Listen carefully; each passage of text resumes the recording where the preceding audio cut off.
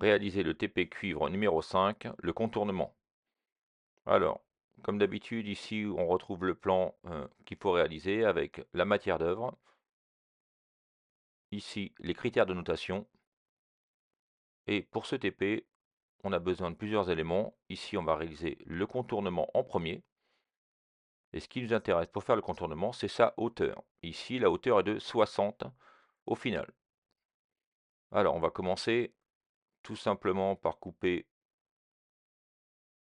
un morceau de cuivre à 90 cm. Voilà. Une fois qu'on a fait son repère, on va couper le tube. Alors, on prend un coupe-tube, on vérifie bien d'être dans les molettes. On se met au repère et on découpe. La coupe au coupe-tube laisse une bordure, donc n'oubliez pas d'ébavurer. Ensuite, on va faire un repère à 35. C'est l'axe du chapeau de gendarme. Et on va retirer la hauteur demandée. Ici, c'est 6 cm.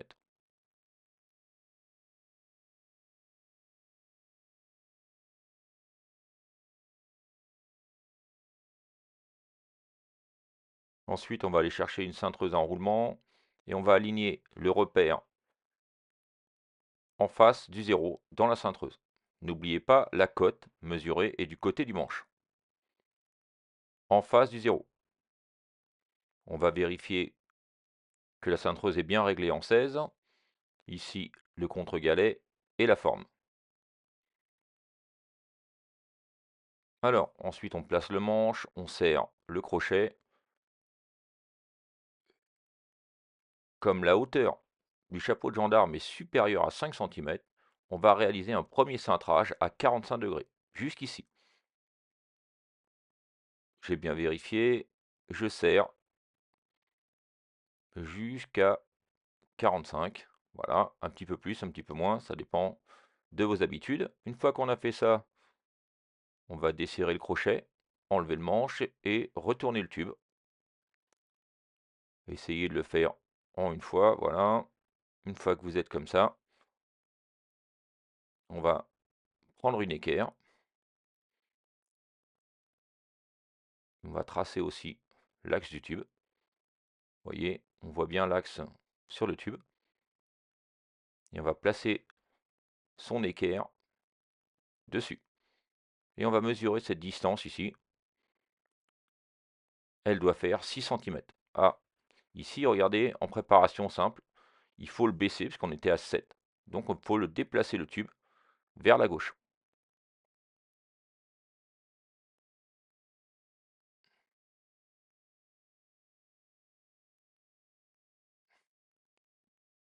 Maintenant, on replace son équerre sur l'axe.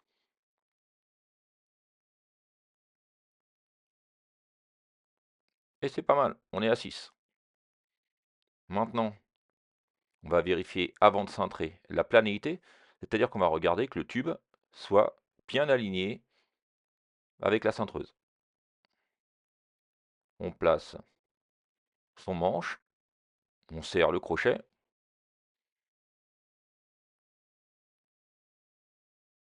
On a cintré un premier angle à 45 degrés. Donc maintenant, on va cintrer le double, c'est-à-dire 90 degrés, jusqu'ici. On y va en une seule fois, c'est mieux.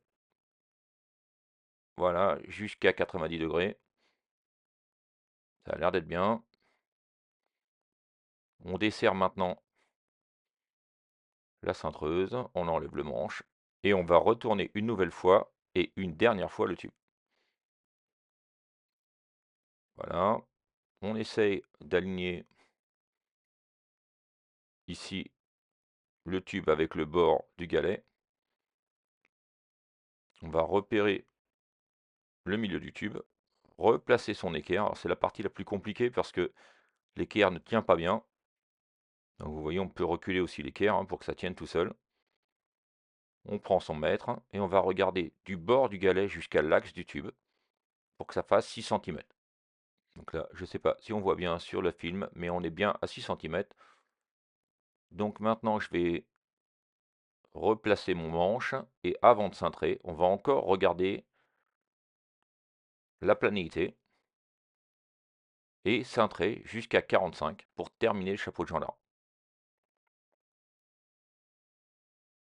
Alors on est prêt, on a vérifié, on va cintrer jusqu'à 45 ou je dis aussi jusqu'à l'alignement des tubes. Vous voyez, là on y arrive presque, voilà, là c'est bien, on a aligné les tubes en face. On défait le manche et on a fini de réaliser le chapeau de gendarme. Il ne reste plus qu'à vérifier la hauteur, l'alignement et l'aplomb. Alors maintenant, on va s'intéresser à la suite du TP ici pour réaliser un piquage en 12 sur le 14. Il faudra les outils habituels pour réaliser le piquage. Alors, ce qui est très important, c'est qu'il faut repérer le sommet du chapeau de gendarme. D'accord? Et c'est à partir de ce point qu'on va réaliser les piquages. C'est la seule façon d'être précis. Alors, si vous voulez tous les points, il faut être à 24,4. On fait un petit repère, mais attention, le piquage n'a pas lieu ici, il est à l'aplomb, ici. Donc on fait une petite croix pour repérer l'endroit du piquage. Une fois qu'on a fait ce repère, on prend un pointeau et un marteau et on fait une légère frappe. Voilà, pas plus que ça. Je vous connais, vous les élèves. Alors vous prenez une visseuse avec une mèche de 3 ou de 6, hein, vous mettez perceuse et on va venir ici au droit et on va laisser travailler le forêt. Évitez de faire tourner trop vite, ça sert à rien. Voilà, le percement réalisé. On va ensuite mettre l'embout. N'oubliez pas, s'il vous plaît, cet embout. C'est vraiment important pour ne pas détériorer le mandrin. Vous prenez la fraise, mot technique, et vous réglez en 12. Vous mettez la fraise dans l'embout, s'il vous plaît, pas dans le mandrin directement. Et on va réaliser un évasement jusqu'à ce qu'on ait une marque de chaque côté de l'évasement. Ensuite, on n'oublie pas de sortir le tube de l'étau, au moins de 5 cm. On va prendre pour ce piquage un outil mécanique en 12. On le passe dedans comme ceci.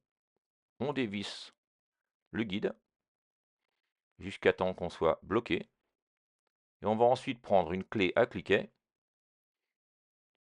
Ici, on la prend dans le bon sens, il faut dévisser.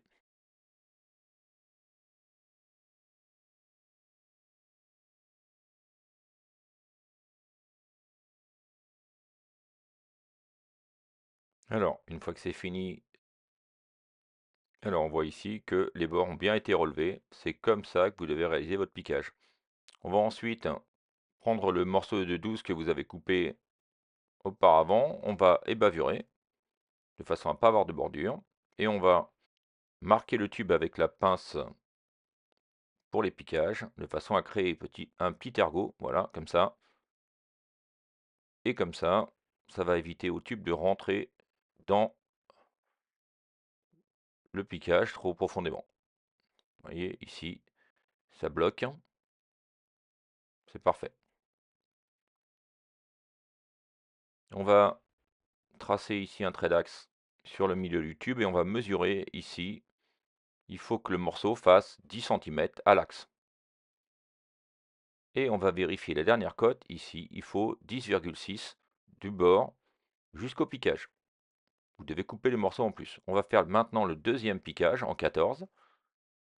Là, on a une deuxième cote qui est de 236.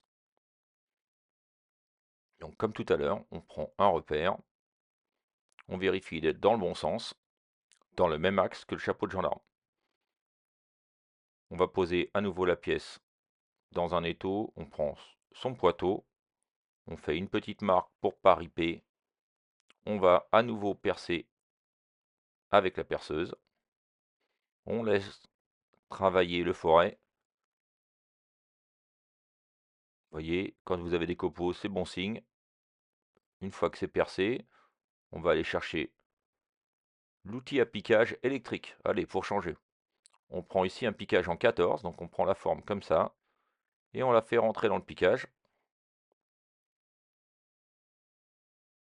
On va prendre l'outil à relever les bords, On doit le bloquer. On prend la visseuse en mode dévisseuse avec un embout, s'il vous plaît. On met l'embout dessus et on va dévisser en faisant bien attention. Voilà, le piquage est réalisé. Qui va me dire que c'est pas bien comme outil? Alors, on prend le petit morceau de 14 de sang que vous aviez à couper avant. On va les bavurer. On va, comme tout à l'heure, marquer le tube. Voilà, de ce côté et de l'autre. On va mettre ce piquage à son emplacement. Et on va, comme tout à l'heure, vérifier nos cotes. Alors, pour avoir tous les points, il faut 10 à l'axe, ici. D'accord? Il faut couper si besoin. Et ici, vous devez avoir 11,2.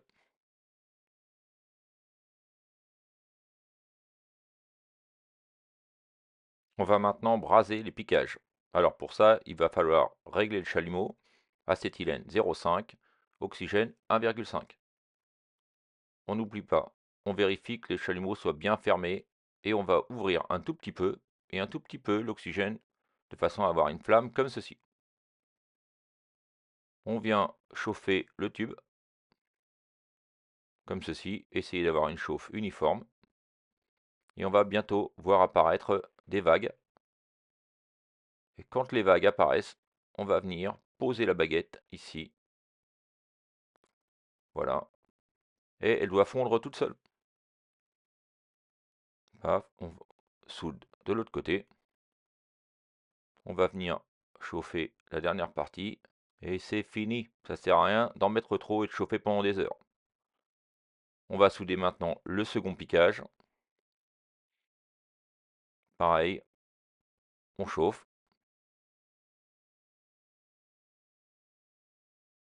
Quand on voit les vagues arriver, on vient avec sa baguette et on pose un petit peu de brasure de chaque côté.